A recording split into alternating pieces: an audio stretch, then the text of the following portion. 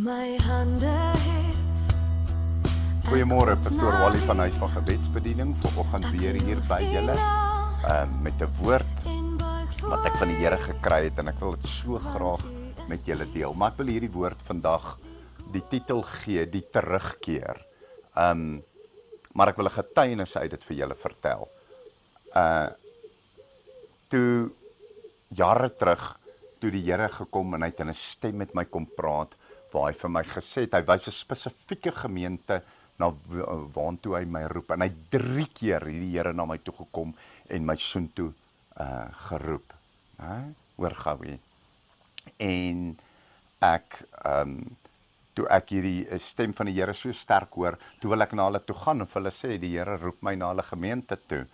Julle gaan dit nie glo nie, ons gaan kuier by 'n ou tannie Wilma, wat daar op die Tawazimbi pad uitgebly het, wat baie naby aan die Here gelewe het. En toe ons vir haar gaan kuier, terwyl ons daar sit, toe sê sy, ek hoor 'n woord vir jou.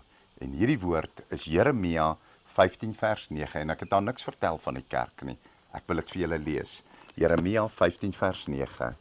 Daarom so sê die Here, as jy terugkeer, sal ek jou laat terugkeer. As jy voor my aangesig staan, en as jy voortbring wat edel is, en niks onedels nie, sal jy soos my mond wees.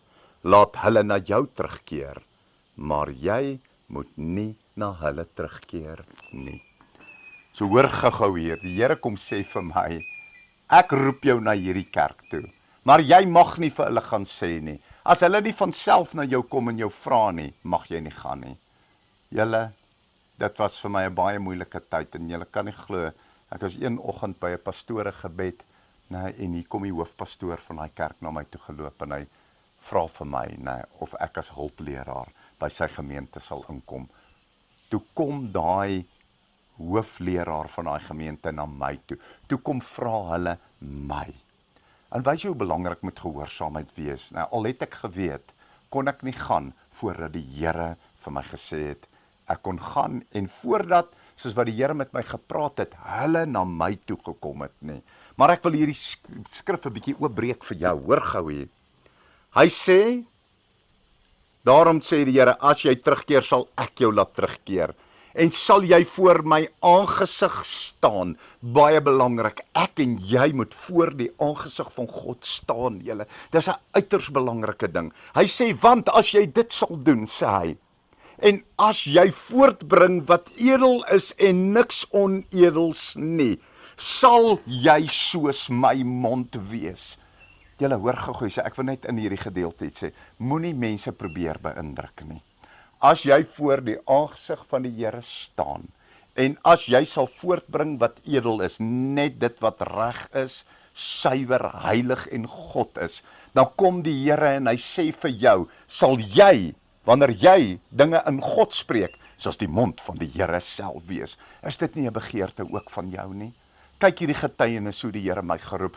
Kyk hoe moes ek gehoorsaam gewees het. Al het ek geweet ek moet na daai gemeente toe gaan, mag ek nie gegaan het voordat hulle my kom roep het om te kom nie. En ek was net gehoorsaam en ek het God vertrou en dit het gebeur. En toe kom die Here maar met 'n verdere woord, as jy alleenlik sal voortbring wat edel is, dis sy woord, mooi, reg en suiwer, en niks onedels nie, sê die Here dat hy jou so sal eer, dat jy sal word soos die mond van die Here homself. Amen.